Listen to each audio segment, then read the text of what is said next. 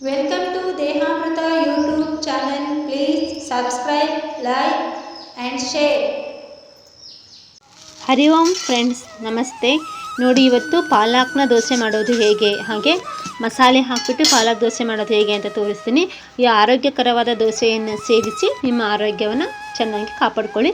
ಮಕ್ಕಳಿಗೆ ಮಾತ್ರ ಇದು ತುಂಬ ಚೆನ್ನಾಗಿ ಬಾಕ್ಸಿಗೆ ಕಟ್ಟಲಿಕ್ಕೆ ತುಂಬ ಚೆನ್ನಾಗಿರುತ್ತೆ ಫ್ರೆಂಡ್ಸ್. ಬನ್ನಿ, ಈ ಪಾಲಕ್ ಸೊಪ್ಪಿನಲ್ಲಿ ಏನೇನಿದೆ ಅಂತ ನೋಡೋಣ. ಈ ಪಾಲಕ್ ಸೊಪ್ಪಿನಲ್ಲಿ ವಿಟಮಿನ್ ಸಿ, ಕಬ್ಬಿಣಾಂಶ, ಅಷ್ಟೇ ಅಲ್ಲದೆ ಖನಿಜ ಅಂಶಗಳು ಮತ್ತು ಕ್ಯಾಲರಿ ದಹಿಸುವ ಶಕ್ತಿ ಇದರಲ್ಲಿದೆ. ಮತ್ತು ಇದು ಆ್ಯಂಟಿ ಆಕ್ಸಿಡೆಂಟ್ಗಳನ್ನು ಕೂಡ ಹೊಂದಿರೋದ್ರಿಂದ ಇದು ವೀರ್ಯದ ವೃದ್ಧಿ ಮಾಡಲಿಕ್ಕೆ ತುಂಬ ಸಹಾಯ ಆಗುತ್ತೆ. ಹಾಗೂ ವೀರ್ಯದ ಚಲನಶೀಲತೆಯನ್ನು ಇದು ಅತಿ ಚುರುಕಾಗಿ ಮಾಡುತ್ತೆ. ಅಷ್ಟೇ ಅಲ್ಲದೆ ಒಮೆಗಾ 3 ಕಬ್ಬಿಣಾಂಶಗಳು ಕೂಡ ಇದರಲ್ಲಿ ಇರೋದ್ರಿಂದ ಕೊಬ್ಬಿನ ಆಮ್ಲಗಳು ಹೆಚ್ಚಾಗಿ ಇರುವುದರಿಂದ ಏನಪ್ಪ ಅಂದರೆ ಕೂದಲಿನ ಬೆಳವಣಿಗೆಗೆ ಇದು ತುಂಬ ನಮಗೆ ಸಹಾಯ ಮಾಡುತ್ತೆ. ರಕ್ತ ಸಂಚಾರಕ್ಕೂ ಇದು ತುಂಬ ನೆರವಾಗುತ್ತೆ. ರಕ್ತ ಸಂಚಾರ ಸರಾಗವಾದರೆ ಕೂದಲಿನ ಬೆಳವಣಿಗೆ ಹಾಗೂ ಮೆದುಳು ಕೂಡ ಚೆನ್ನಾಗಿ ನಮಗೆ ಕಾರ್ಯನಿರ್ವಹಿಸುತ್ತೆ. ಮೆದುಳು ಚೆನ್ನಾಗಿ ಕಾರ್ಯನಿರ್ವಹಿಸಬೇಕಪ್ಪ ಅನ್ನೋದ್ರೆ ರಕ್ತ ಸಂಚಾರ ಚೆನ್ನಾಗಿರಬೇಕು. ಅಷ್ಟೇ ಅಲ್ಲದೆ ಚರ್ಮದ ಕಾಂತಿಗೂ ಕೂಡ ಇದು ತುಂಬ ಸಹಾಯ ಆಗುತ್ತೆ. ಇದರಲ್ಲಿ ಕ್ಯಾಲ್ಸಿಯಂ ಹೆಚ್ಚಾಗಿರೋದ್ರಿಂದ ಹಲ್ಲುಗಳಿಗೆ ಹಾಗೂ ಮೂಳೆಗಳಿಗೆ, ಸೊಂಟ ನೋವಿಗಂತೂ ಇದು ತುಂಬ ಒಳ್ಳೆಯದು ಫ್ರೆಂಡ್ಸ್. ನಾನು ಹಿಂದಿನ ವಿಡಿಯೋದಲ್ಲಿ ತಿಳಿಸ್ಕೊಟ್ಟಿದ್ದೆ ಕೂದಲಿನ ಆರೋಗ್ಯಕ್ಕೆ ಹಾಗೂ ಸೊಂಟ ನೋವಿಗೆ ಇದ್ರದ್ದು ಜ್ಯೂಸ್ ಮಾಡ್ಕೊಂಡ್ಬಿಟ್ಟು ಸೇವನೆ ಮಾಡಿ ಅಂತ ಹೇಳಿ. ಬನ್ನಿ ಇವಾಗ ಪಾಲಕ್ ಸೊಪ್ಪಿನ ದೋಸೆ ಯಾವ ರೀತಿ ಮಾಡೋದು ಅಂತ ಹೇಳಿ ನೋಡ್ಕೊಂಡು ಬರೋಣ. ನೋಡಿ, ನಾನು ಪಾಲಕ್ ಸೊಪ್ಪನ್ನ ನೀಟಾಗಿ ನೀರಲ್ಲಿ ವಾಶ್ ಮಾಡ್ತಾಯಿದ್ದೀನಿ. ನಾನು ಸೊಪ್ಪನ್ನ ಯಾವ ರೀತಿ ವಾಶ್ ಮಾಡೋದು ಅಂತ ನಿಮಗೆ ಹಿಂದೆ ತೋರಿಸಿದ್ದೀನಿ. ಸ್ವಲ್ಪ ಉಪ್ಪು, ಅರಿಶಿಣ ಹಾಕಿಬಿಟ್ಟು ತೊಳೆದ್ಬಿಟ್ಟು ಒಂದು 2 ಸಲ ನೀರಲ್ಲಿ ವಾಶ್ ಮಾಡಿ. ನಾನು ಇವಾಗ ಏನು ಮಾಡ್ತಾಯಿದ್ದೀನಿ, ಪಾಲಕ್ ಸೊಪ್ಪು, ಕೊತ್ತಂಬರಿ ವಾಶ್ ಮಾಡಿದ್ದೆ ಅಲ್ವಾ, ಇವೆರಡನ್ನು ಮಿಕ್ಸಿ ಜಾರಿಗೆ ಹಾಕ್ತಾಯಿದ್ದೀನಿ. ಈ ಮಿಕ್ಸಿ ಜಾರಿಗೆ ಇವೆರಡನ್ನು ಸೇರಿಸ್ಬಿಟ್ಟು ಇದಕ್ಕೆ ನಾವೇನು ಮಾಡಬೇಕಪ್ಪ ಅಂದರೆ, ಬೇಕಿದ್ರೆ ನೀವು ಒಂದು ಅರ್ಧ ಇಂಚಿನಷ್ಟು ಶುಂಠಿ ಹಾಕಿ. ನಾನು ಶುಂಠಿನ ಹಾಕಿಲ್ಲ, ಶುಂಠಿ ನಮ್ಮಲ್ಲಿ ಅವೈಲೇಬಲ್ ಇರಲಿಲ್ಲ, ಅದಕ್ಕೋಸ್ಕರ ನಾನು ಹಾಕಲಿಲ್ಲ. ನೋಡಿ, ಈ ಪಾಲಕ್ ಸೊಪ್ಪು, ಕೊತ್ತಂಬರಿ ಸೊಪ್ಪನ್ನು ನೀಟಾಗಿ ತೊಳೆದ್ಬಿಟ್ಟು ಜಾರಿಗೆ ಹಾಕ್ತಾಯಿದ್ದೀನಿ. ಅದರ ನಂತರ ಇದಕ್ಕೆ ಬೇಕಿದ್ರೆ ನೀವು ಉಪ್ಪು ಸೇರಿಸ್ಕೋಬೋದು, ಇಲ್ಲ ನಂತರ ಕೂಡ ನೀವು ಉಪ್ಪನ್ನು ಸೇರಿಸ್ಕೋಬೋದು. ಈ ರೀತಿ ನಾವು ಇದಕ್ಕೆ ಸ್ವಲ್ಪ ಉಪ್ಪು ಹಾಕಿಬಿಟ್ಟು ಶುಂಠಿ ಹಾಕಿಬಿಟ್ಟು ಜ್ಯೂಸ್ ಮಾಡಿಕೊಂಡು ಸೇವನೆಯನ್ನು ಮಾಡ್ಬೋದು. ನಾನಿವತ್ತು ದೋಸೆ ಮಾಡೋದು ತೋರಿಸ್ತಾ ಇದ್ದೀನಿ. ನೋಡಿ, ಪಾಲಕ್ ಸೊಪ್ಪು, ಅದಕ್ಕೆ ಒಂದು ಮೀಡಿಯಮ್ ಗಾತ್ರದ ಈರುಳ್ಳಿ ಹಾಗೂ 2 ಒಣಮೆಣಸಿನ್ಕಾಯಿನ ಹಾಕ್ತಾಯಿದ್ದೀನಿ.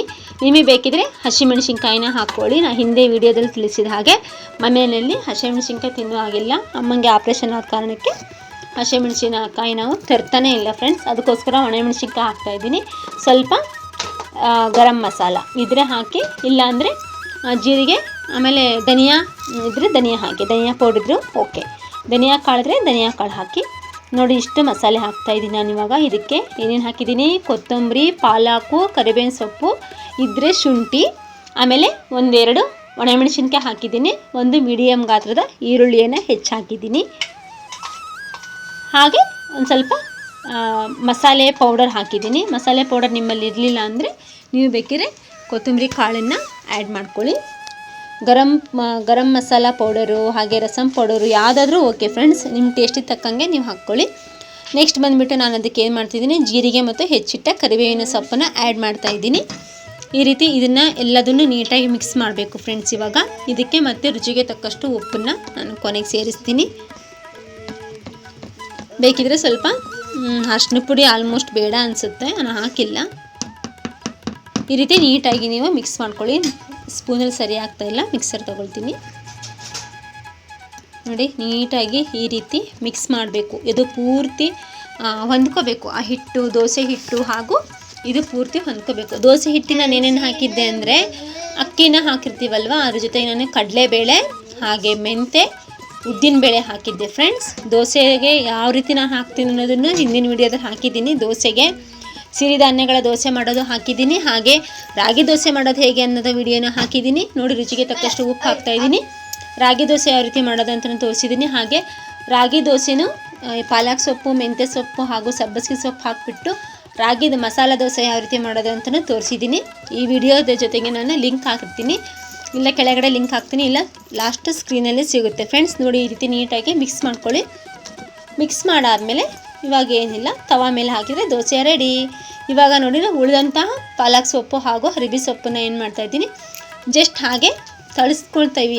ತಳಿಸೋದು ಅಂತ ಹೇಳ್ತಾರೆ ನಮ್ಮ ಕಡೆ, ಆ ರೀತಿ ಪಲ್ಯ ಮಾಡ್ಕೊಳ್ತಾ ಇದ್ದೀನಿ. ಜಸ್ಟ್ ಏನೂ ಇಲ್ಲ, ಸ್ವಲ್ಪ ಪ್ಯಾನಿಗೆ ಒಳ್ಳೆಣ್ಣೆ ಹಾಕಿಬಿಟ್ಟು ಅದಕ್ಕೆ ಸ್ವಲ್ಪ ಸಾಸಿವೆ, ಈರುಳ್ಳಿ, ಜೀರಿಗೆ, ಕರಿಬೇವಿನ ಸೊಪ್ಪು, ಆಮೇಲೆ ಇದು ಬೆಳ್ಳುಳ್ಳಿ ಅಂತೂ ಹಾಕಲೇಬೇಕು, ಮಿಸ್ ಮಾಡೋದಿಲ್ಲ, ತುಂಬ ಟೇಸ್ಟ್ ಇರುತ್ತೆ. ಬೆಳ್ಳುಳ್ಳಿ, ರುಚಿಗೆ ತಕ್ಕಷ್ಟು ಉಪ್ಪು, ಈರುಳ್ಳಿ ಮತ್ತು ಅಚ್ಚ ಖಾರದ ಪುಡಿ. ಅಚ್ಚ ಖಾರದ ಪುಡಿ ನಿಮಗೆ ಸ್ಕಿಪ್ ಮಾಡಿ, ಬೇಕಿದ್ರೆ ಹಸಿಮೆಣಸಿನ್ಕಾಯಿನ ಹೆಚ್ಚು ಹಾಕೊಳ್ಳಿ, ತುಂಬ ಚೆನ್ನಾಗಿರುತ್ತೆ ಫ್ರೆಂಡ್ಸ್. ನೆಕ್ಸ್ಟ್ ನೋಡಿ, ಇದನ್ನು ಚೆನ್ನಾಗಿ ಸ್ವಲ್ಪ ಈರುಳ್ಳಿ ಹಸಿ ವಾಸನೆ ಹೋಗೋ ತನಕ ಸ್ವಲ್ಪ ಬಾಡಿಸ್ಕೊಂಡು ಇದಕ್ಕೆ ತೊಳೆದಿಟ್ಟಿರೋ ಸೊಪ್ಪನ್ನು ಹಾಕ್ಕೋಬೋದು ಫ್ರೆಂಡ್ಸ್. ಸಬ್ಬಸಿಗೆ ಸೊಪ್ಪರ ಹಾಕ್ಕೊಳ್ಳಿ, ಪಾಲಕ ಸೊಪ್ಪರ ಹಾಕ್ಕೊಳ್ಳಿ, ಆಮೇಲೆ ಯಾವ ಸೊಪ್ಪಿಗಾರು ಇದೇ ರೀತಿ ಒಗ್ಗರಣೆ ಮಾಡ್ಕೊಂಡು ಹಾಕ್ಕೊಂಡ್ರೆ ತುಂಬ ಟೇಸ್ಟಾಗಿರುತ್ತೆ. ಆಮೇಲೆ ಇನ್ನೊಂದು ಏನು ಗೊತ್ತಾ, ಹೊಂಗೆಣ್ಣೆ ಸೊಪ್ಪು. ನಾನು 2-3 ಸರಿ ತಂದು ಅಡುಗೆ ಮಾಡಿದೆ, ಬಟ್ ವೀಡಿಯೋ ಮಾಡಿ ಹಾಕಲಿಕ್ಕಾಗಲಿಲ್ಲ. ಒಂದು ಸರಿ ಖಂಡಿತವಾಗ್ಲೂ ಹಾಕ್ತೀನಿ. ಹೊಂಗೆಣ್ಣೆ ಸೊಪ್ಪು ಕೂಡ ತುಂಬ ಆರೋಗ್ಯಕ್ಕೆ ಒಳ್ಳೆಯದು. ಹೊಂಗೆಣ್ಣೆ ಸೊಪ್ಪಿನಿಂದ ನಮಗೆ ರಕ್ತ ಶುದ್ಧಿ ಆಗೋದು ಮಾತ್ರವಲ್ಲದೆ ರಕ್ತ ಹೆಚ್ಚಾಗುತ್ತೆ, ಮಲಬದ್ಧತೆ ಕೂಡ ನಿವಾರಣೆಯಾಗಿ ಸರಳ ಬೇದಿಗೆ ಸಹಾಯ ಆಗುತ್ತೆ ಫ್ರೆಂಡ್ಸ್. ನೋಡಿ, ಇದು ಇಷ್ಟು ಬಾಡಿಸ್ಕೊಂಡ್ಬಿಟ್ಟು ಏನು ಮಾಡ್ತೀವಿ, ಇದನ್ನು ದೋಸೆಗೆ ನಾವು ತಿನ್ಬೋದು. ನೋಡಿ, ಸೊಪ್ಪಿಂದ ದೋಸೆ, ಸೊಪ್ಪಿಂದೇ ಪಲ್ಯ, ಅದಕ್ಕೆ ಜೊತೆಗೆ ನಾನು ಹಲಸಿನ ಕಾಳಿಂದ ಪಲ್ಯ ಮಾಡಿದ್ದೀನಿ. ಹಾಗೆ ಸ್ವಲ್ಪ ಟೊಮೆಟೊ ಹಣ್ಣು ಮತ್ತು ಈರುಳ್ಳಿ ಹಾಕಿಬಿಟ್ಟು ಚಟ್ನಿ ಮಾಡ್ತೀನಲ್ವ, ಆ ವಿಡಿಯೋ ಹಾಕಿದ್ದೀನಿ ನಮ್ಮ ಯೂಟ್ಯೂಬ್ ಚಾನಲಲ್ಲಿ, ನೋಡ್ಬೋದು ನೀವು. ಅದನ್ನು ಮಾಡಿದ್ದೀನಿ ನೋಡಿ. ಇದು ಮಕ್ಕಳಿಗೆ ಮಾತ್ರ ಊಟಕ್ಕೆ ಕಟ್ತೀವಲ್ಲ, ಲಂಚ್ಗೆ ತುಂಬ ಚೆನ್ನಾಗಿರುತ್ತೆ ಫ್ರೆಂಡ್ಸ್. ಲಂಚ್ ಬಾಕ್ಸ್ ಕಟ್ಟಲಿಕ್ಕೋಸ್ಕರ ಮಕ್ಕಳು ತುಂಬ ಇಷ್ಟಪಟ್ಟು ತಿಂತಾರೆ. ಇಲ್ಲ ದೋಸೆ ಮಾಡಿದ್ವಿ ಸ್ವಲ್ಪ ಹಿಟ್ಟು ಮಿಕ್ಕಿತ್ತು ಅಂದರೆ ಈ ರೀತಿ ಸಂಜೆ ಬಂದಮೇಲೆ ಈ ರೀತಿ ಮಾಡಿಕೊಟ್ರು ಕೂಡ ಮಕ್ಕಳು ತುಂಬ ಇಷ್ಟಪಟ್ಟು ತಿಂತಾರೆ ಫ್ರೆಂಡ್ಸ್. ತುಂಬ ಚೆನ್ನಾಗಿತ್ತು ಫ್ರೆಂಡ್ಸ್, ತುಂಬ ಗರಿ ಗರಿಯಾಗಿ ತುಂಬ ಚೆನ್ನಾಗಿ ಬಂತು ಫ್ರೆಂಡ್ಸ್ ದೋಸೆ. ನೀವು ಒಂದು ಸರಿ ಮಾಡಿಬಿಟ್ಟು ದೋಸೆ ಯಾವ ರೀತಿ ಇತ್ತು ಅಂತ ಹೇಳಿ ಕಾಮೆಂಟ್ ಮೂಲಕ ದಯಮಾಡಿ ತಿಳಿಸಿ. ದಯವಿಟ್ಟು ವಿಡಿಯೋನ ನೋಡಿ, ವಿಡಿಯೋಗೆ ಒಂದು ಲೈಕ್ ಮಾಡಿ, ಹಾಗೆ ಸಬ್ಸ್ಕ್ರೈಬ್ ಮಾಡಿ, ಹಾಗೆ ನಮ್ಮ ಚಾನಲ್ಗೆ ಸಪೋರ್ಟ್ ಮಾಡಿ ಫ್ರೆಂಡ್ಸ್. ನನಗೆ ಸ್ವಲ್ಪ ಸಮಯ ಸಿಗ್ತಾ ಇಲ್ಲ ಅನ್ನೋ ಕಾರಣಕ್ಕೆ ವಿಡಿಯೋಗಳು ಜಾಸ್ತಿ ಬರ್ತಾ ಇಲ್ಲ, ದಯವಿಟ್ಟು ಕ್ಷಮಿಸಿ. ದಯವಿಟ್ಟು ನಮ್ಮ ಚಾನಲ್ಗೆ ಸಬ್ಸ್ಕ್ರೈಬ್ ಮಾಡಿ, ನಮಗೆ ಹೆಲ್ಪ್ ಮಾಡಿ ಫ್ರೆಂಡ್ಸ್. ನೋಡಿ, ದೋಸೆ ಎಷ್ಟು ಒಂದು 3-4 ದೋಸೆ ಹಾಕಿ ತೋರಿಸ್ತಾ ಇದ್ದೀನಿ ನೋಡಿ. ಟೊಮೆಟೊಕಾಯಿ ಮತ್ತು ಈರುಳ್ಳಿ ಹಾಕಿದ ಚಟ್ನಿ, ಹಲಸಂದಿ ಕಾಳಿನ ಪಲ್ಯ, ಹಾಗೂ ಸೊಪ್ಪಿನ ಏನು ಪಲ್ಯ. ನೆಕ್ಸ್ಟು ಇದು ಹೇಳಿದೆ ತಾನೇ ನಾನು ಏನೇನಕ್ಕೆ ಉಪಯೋಗಿಸ್ತೀವಿ ಅನ್ನೋದನ್ನು. ಮಲಬದ್ಧತೆ ನಿವಾರಣೆ ಆಗುತ್ತೆ, ಚರ್ಮದ ಕಾಂತಿ ಹೆಚ್ಚಾಗುತ್ತೆ, ಚರ್ಮದ ರೋಗ ನಿವಾರಣೆ ಆಗೋದು ಮಾತ್ರ ಅಲ್ಲದೆ ನಮ್ಮ ಗರ್ಭಕೋಶದ ಕ್ಯಾನ್ಸರ್ಗೂ ಇದು ತುಂಬ ಒಳ್ಳೆಯ ಔಷಧಿಯಾಗಿ ಕೆಲಸ ಮಾಡುತ್ತೆ ಫ್ರೆಂಡ್ಸ್. ವಾರದಲ್ಲಿ 2 ಸರಿ 3 ಸರಿ ಜ್ಯೂಸ್ ಮಾಡ್ಕೊಂಡು ಸೇವನೆ ಮಾಡಿ, ಈ ರೀತಿ ದೋಸೆನ ಮಾಡ್ಕೊಂಡು ಸೇವನೆ ಮಾಡಿ. ಜ್ಯೂಸ್ ಮಾಡ್ಕೊಂಡು ಸೇವನೆ ಮಾಡೋದು ಇನ್ನೂ ತುಂಬ ಒಳ್ಳೆಯದು. ಜ್ಯೂಸಿನ ಸೇವನೆಯಿಂದ ಹಸಿಯಾಗಿ ನಮ್ಮ ದೇಹ ಸೇರೋದ್ರಿಂದ ಏನಾಗುತ್ತೆ, ಅದರಿಂದ ಸಿಗುವಂತಹ ಎಲ್ಲ ವಿಟಮಿನ್ಸು, ಕ್ಯಾಲ್ಸಿಯಮ್ಮು, ಆಮೇಲೆ ಐರನ್ನು ಎಲ್ಲ ನಮಗೆ ಚೆನ್ನಾಗಿ ಸಿಗುತ್ತೆ. ಅಷ್ಟೇ ಅಲ್ಲದೆ ಪುರುಷರು ಇದನ್ನು ರಾತ್ರಿ ವೇಳೆ ಸೇವನೆ ಮಾಡೋದ್ರಿಂದ ವೀರ್ಯದ ವೃದ್ಧಿಯಾಗಿ ಚಲನಶೀಲತೆ ಹೆಚ್ಚಾಗಿಬಿಟ್ಟು ಬಂಜೆತನ ನಿವಾರಣೆ ಮಾಡಲಿಕ್ಕೆ ಇದು ತುಂಬ ಸಹಾಯ ಮಾಡುತ್ತೆ. ನೋಡಿ, ದೋಸೆ ಎಷ್ಟು ತೆಳುವಾಗಿ ಎಷ್ಟು ಸಖತ್ತಾಗಿ ಬಂದಿದೆ ಫ್ರೆಂಡ್ಸ್. ಒಮ್ಮೆ ಮಾಡಿ ಹೇಗಿತ್ತು ಅಂತ ಹೇಳಿ ನನಗೆ ಕಾಮೆಂಟ್ ಮೂಲಕ ತಿಳಿಸಿ.